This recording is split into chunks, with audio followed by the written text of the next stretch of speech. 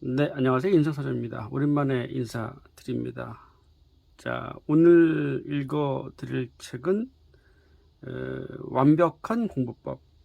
예, 많이들 이미 접한 책일 겁니다. 함께 읽어보도록 하겠습니다. 신영준 박사님이죠. 그리고 고영성 작가님 두 분이 함께 쓰신 책입니다. 체인지 그라운드라는 유튜브로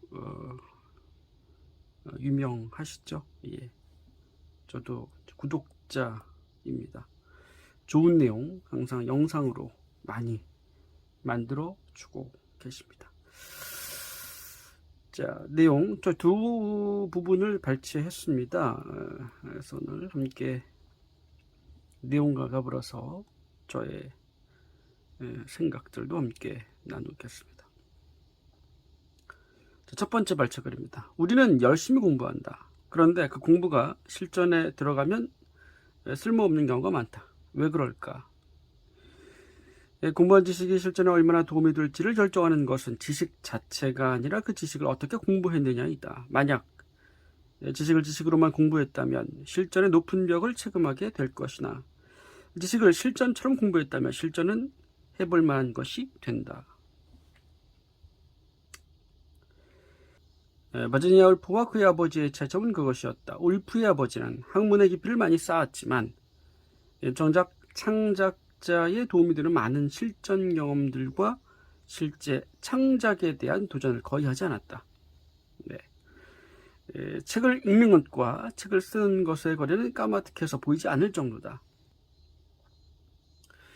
문학책을 많이 읽고 문학을 열심히 공부했다고 해서 좋은 문학 작품을 쓰는 것이 아니다. 실제 창작을 하면서 끊임없이 부족한 점을 보완하고 실질적으로 필요하다고 판단되는 것을 공부하고 경험해 나가야 한다. 이러한 학습을 실질학습이라고 한다. 네. 사실은 이 책을 보시면은 이제 이 지금 468페이지에 나와 있는 내용인데요. 이 앞 페이지에 버지니아 울프와 그의 아버지에 대한 내용이 나옵니다. 네. 자, 버지니아 울프와 그의 아버지에 대해서 조금 설명을 드리자면 이 버지니아 울프의 아버지는 영국 인명사전의 편집인이었을 뿐만 아니라 캠브리지 대학의 교수이기도 했습니다. 그는 이제 학생들에게 이런 말을 했다고 그래요. 항상 책에만 매달리고 시험만 생각하며 학사를 따기 전까지는 아무것도 즐기지 말라. 이렇게 충고했다고 합니다.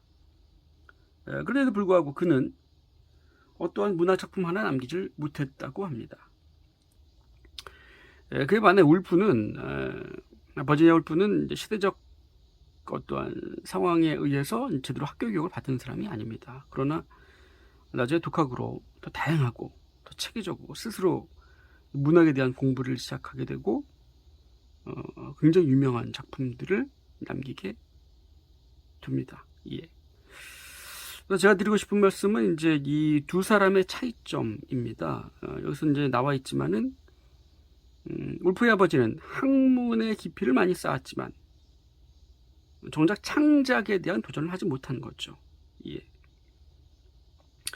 그러니까 지식으로만 문학이 어떻다 이렇게 얘기할 수 있는 지식만 쌓은 겁니다. 스스로 자신이 창작을 시도해서 그렇죠? 예. 그러니까 자기가 창작한다는 것, 그것은 수많은 어떤 수치심이라든가 다른 사람의 어떤 평가라든가 이런 것들을 견뎌내야 하는 작업이잖아요. 그러한 도전을 하지 않았다는 겁니다. 예. 문학은 이래야만 한다. 평론, 그죠? 다른 사람에 대한 작품에 대한 어떤 평론은 논리적으로 설명할 수 있겠습니다만 자신의 작품을 쓰지는 못한 그러한 사람이었습니다. 그 반에 그의 딸 버지니아 울프는 아주 유명한 작품들을 많이 썼죠. 예. 수많은 도전을 했다는 얘기로 볼 수 있습니다. 네. 그래서 책을 읽는 것과 책을 쓰는 것의 거리는 까마득해서 보이지 않을 정도다. 문학책을 많이 읽고 문학을 열심히 공부했다고 해서 좋은 문학 작품을 쓰는 것은 아니다. 네. 실제 창작을 통해서 우리는 끊임없이 부족한 점을 보완하고 실질적으로 필요한 것들을 배우게 된다. 이렇게 이제 얘기를 하는 건데요. 우리가 책을 읽고서 지식을 습득하는 것은 어떠한 두뇌 활동이라고 볼 수 있겠습니다. 그러나 자신이 창작한다는 것은 뭡니까? 여기서도 나오죠. 경험으로 볼 수 있어요. 스스로 창작하고 스스로 작품을 만들어보고 써보는 것, 그것은 경험에 가깝습니다. 그렇기 때문에 우리 인생이라고 하는 것 자체가 경험 없이는 사실은 자신의 실력을 키울 수가 없다고 볼 수 있어요. 뭐 단적인 예로 워지니악 애플사의 스티브 잡스 같은 경우도 워지니악이 없었다면은 잡스도 애플사를 만들 수가 없었겠죠. 예. 근데 워지니악 같은 경우도 보면은요, 스스로 그 개인용 PC를 물론 또 어떤 사람들이 또 다른 용도로 만들었을 거라고 생각을 합니다. 예. 근데 이제 그것을 이제 대중화시키는 것이 이제 워지니악과 이제 스티브 잡스인데, 워지니악도 그것을 스스로 이제 만들면서 오히려 이제 천재적인 면을 보여줬다는 거예요. 그러니까 그 사람이 태어나서 천재가 아니라, 물론 그쪽으로 이제 더 다른 사람보다 월등히 잘하는 부분이 있었겠죠. 하지만 스스로 그 PC를 만들어 보면서 더 많은 것들을 배우게 된다는 겁니다. 예. 저는 이제 표현이라는 이 표현을 좀 좋아하는데, 우리가 이제 과학에 대한 열정이 있는 사람은 이제 과학 어떤 발명품을 통해서 표현을 할 수가 있겠죠. 그죠? 단지 우리가 지식으로만, 뭐 어떠한 등식으로만, 책에 나온 내용으로만 과학적 지식이 해박한 것과 그것을 스스로 실험해보고 또 만들어보고 자신 안의 아이디어를, 그죠? 발명품들을 이제 표현해내는 것, 이러한 과정을 거치는 것과는 차원이 다르다는 겁니다. 이 경험이라고 하는 것은 완전한 이해를 선사하기 때문이죠. 만약 음악에 대한 열정이 있는 친구라면, 그렇죠? 네, 스스로 음악을 만들어 봄으로써 자신의 어떤 영감을 음악으로 표현해 봄으로써 음악에 대해서 더 깊이 있게 알게 된다는 얘기입니다. 네. 뭐 글을 쓴 것에 대해서 열정이 있다면, 그렇죠? 여기 이제 버지니아 울프처럼 스스로 작품을 표현해냄으로써 그 문학 작품에 대한 이해, 그렇죠? 그래서 단지 지식으로만 알고 있는 것과 스스로 창작을 통해서, 표현을 통해서 경험하는 것과는 그 차원 자체가 다르다라고 볼 수 있겠습니다. 그래서 우리의 자녀들을 교육시킬 때도 단지 어떠한 시험을 위한, 그죠?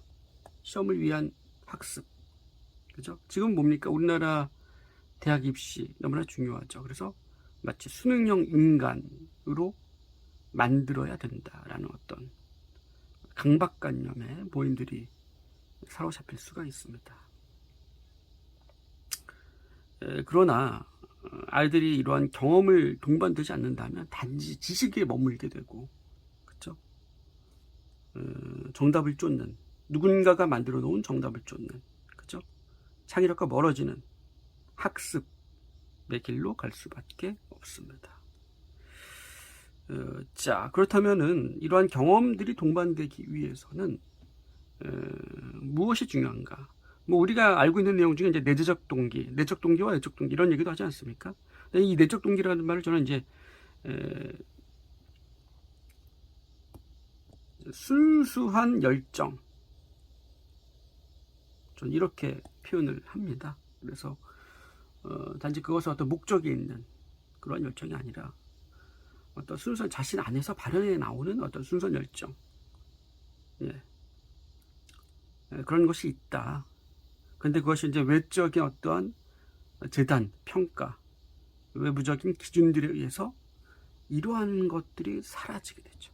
잃어버리게 됩니다. 네. 자, 이러한 내적 동기를 우리가 유지하고 지키기 위해서는 무엇이 필요한가? 역시 이제 이 완벽한 공부법이라는 책에서 자율성에 대한 내용들이 나옵니다. 그 부분을 좀 읽어드릴게요. 네. 자, 두 번째 발제 글인데요. 다큐멘터리 공부 못하는 아이에서 제작진은 12명의 초등학교 4학년 아이들을 데리고 한 가지 실험을 했다. 먼저 6명의 아이에게는 선생님이 약간 엄숙한 표정으로 이렇게 지시했다. 선생님이 80문제 준비했으니까 1시간 동안 꼼짝하지 말고 시험지 다 풀어야 해. 선생님이 이따가 와서 볼 거야, 알았지? 이렇게 주문을 한 거예요. 엄숙한 표정, 조금 더 부드럽지 않은 강압적인 어떤 그런 느낌을 줬다는 얘기입니다. 선생님이 나간 뒤에 아이들은 시험 문제를 풀기 시작했다. 하지만 아이 대부분 20분이 지나자 자세가 틀어지며 집중력을 잃었다. 아이들은 그저 남은 40분을 억지로 버텨내는 듯했다. 1시간이 지난 후 6명은 80문제를 다 풀었다. 제작진이 시험 문제가 쉬웠는지 어려웠는지 묻자 한결같이 어려웠다고 대답했다. 자, 12명의 아이를 데리고 자, 2개 조로 나눠서 첫 번째 조 6명에게는 강압적인 어조로 조금 엄숙한 표정을 통해서 주문을 한 겁니다. 근데 그 6명이 80문제를 40분을 억지로 버티면서 풀었다는 얘기예요. 네. 다른 6명에게는 선생님이 조금 다른 지시를 했다. 강압적으로 80문제를 꼼짝없이 다 풀려고 하는 게 아니라 먼저 80문제 중에서 어떤 과목을 풀지, 몇 문제를 풀고 싶은지 선택권을 주었다. 그리고 80문제를 다 해야 할 필요가 없고 자신이 결정한 문제의 수만큼만 풀어도 되며 교실을 자유롭게 돌아다닐 수 있는 권한 또한 주었다. 네. 아이들은 문제를 풀다가도 자신이 원할 때 쉬었다. 그런데 아이들이 놀다가 다시 와서 문제를 푸는 것이 아닌가. 게다가 아이들이 문제를 풀 때의 집중력은 1시간이 다 될 때까지 사라지지 않았다. 그뿐만 아니라 아이들은 자신들이 약속한 문제 수보다 많은 문제를 풀었다. 6명 중 5명이 80문제를 모두 다 푼 것이다.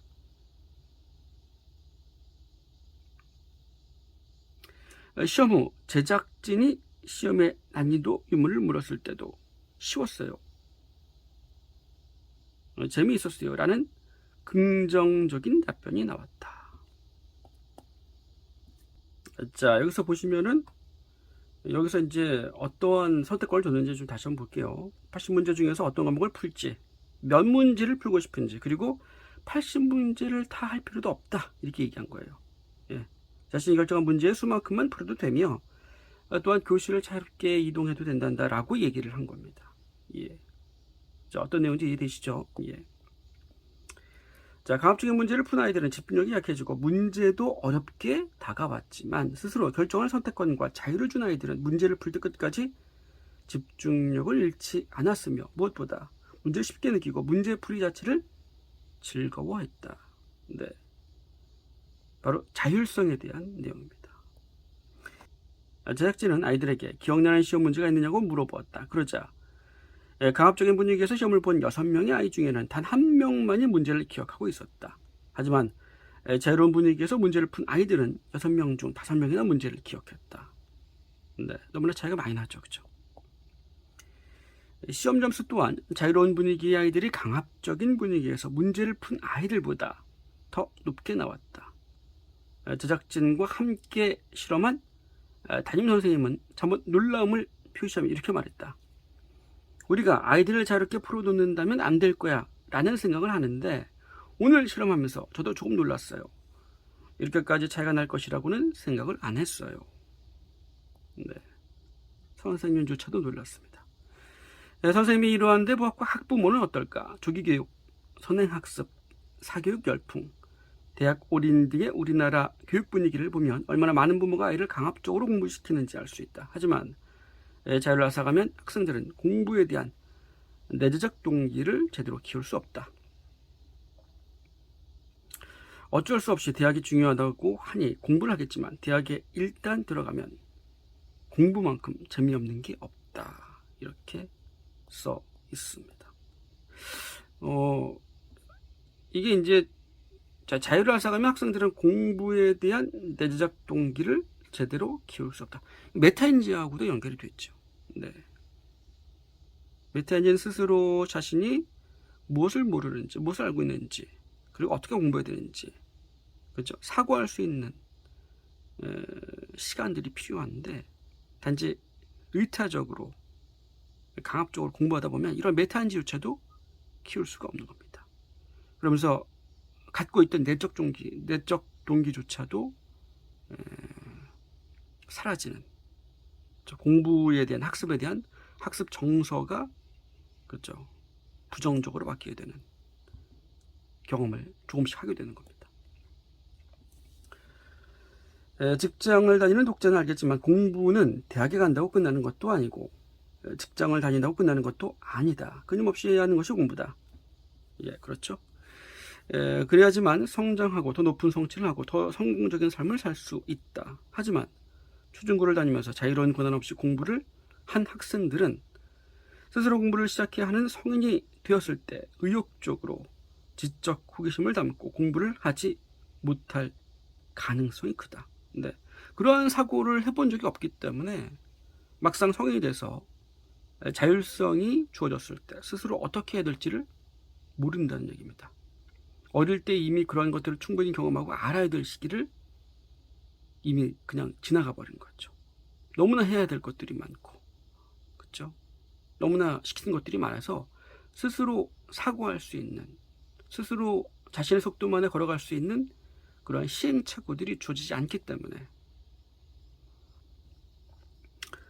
그러한 깊이 있게 멈춰서서 자신에 대해서 생각해 볼 수 있는, 자기만의 방법을 찾을 수 있는 시간들이 전혀 없다 보니까 막상 대학에 들어가서, 그렇죠? 예. 어떻게 공부해야 되는지, 인생을 또 어떻게 창조적으로 생각하고 바라봐야 하는지조차도 알지 못하는 그러한 성인이 되는 경우가 많은 것 같습니다.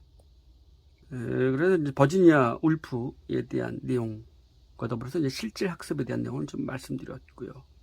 그러니까 이제 버지니아 울프는 뭡니까? 아버지와 다르게 어떤 정규 교육 과정을 통해서 공부하는 것이 아니라 스스로 자신의 순수한 열정을 통해서 자유롭게 공부를 했다는 겁니다. 즉 거기에 자율성이 있었다라는 거죠. 그렇기 때문에 그 열정이 죽지 않았고 자기만의 방식을 얼마나 열심히 했는지는 우리가 대충 가늠할 수 있겠지만 어쨌든 간에 어떠한 틀 안에서 공부하지는 않았다는 거죠. 그래서 버지니아 울프는 많은 도전의 또 작품에 대한 작품을 남겼고 오히려 뭡니까? 더 본질적으로 들어가는 거죠. 예, 본질적으로 들어가서 자신의 스스로 작품을 쓰고 표현해내고, 그렇죠? 그 표현해낸다는 것 자체가 용기 있는 행동이거든요. 예, 지식에 머물러 있는 것이 아니라 행동을 통해서 경험으로 만들어낼 때, 그렇죠? 오히려 그것이 더 한차 높은 교육 효과가 있다. 이렇게 우리는 배울 수 있습니다. 그래서 이 자율성과 내적 동기, 그렇죠? 그리고 경험, 네, 그리고 우리 마음에 있는 용기, 이런 것들이 다 연결이 되어 있다라고 볼 수 있겠습니다. 완공이라는 책은 너무나 알차게 구성이 되어 있습니다. 그래서 제가 많은 부분들 체크하면서 또 책에서 또 제 생각들을 적으면서 읽은 책이고요. 우리가 이제 학습법에 대한 내용은 어떤 의미가 있냐면은 우리의 뇌를 효과적으로 쓸 수 있는 어떤 그러한 힌트를 많이 준다고 볼 수 있겠습니다. 예. 그래서 예전에는 이제 공부법에 대한 내용에 대한 책들이 없었어요. 사실 우리 성장기 때는. 근데 어느 순간부터 뭐 공부의 신, 그죠? 방송에서도 그런 사람들이 이제 좀 유명세를 타기 시작하면서 공부법에 대한 책들이 많이 소개되고 있죠. 예. 그래서 그러한 내용을 보면은 어떻게 우리가 공부해야 되는지 어떤 메타인지적 접근을 할 수가 있겠고, 소위 공부를 잘했던 친구들은 어떠한 공통점이 있는지, 무엇을 고민했는지 우리가 그런 것들을 배울 수 있는 아주 좋은 지침서 역할을 해주는 책들이 많이 나와 있습니다. 그래서 완공에 대한 이 완벽한 공부법 중에서 이제 두 부분 너무나 많이 있겠습니다만 제가 이제 그 중에서 추리고 추려서 이제 두 부분을 좀 나누고 싶어서 함께 읽어봤습니다. 자, 다음 시간에 또 뵙도록 하겠습니다. 감사합니다.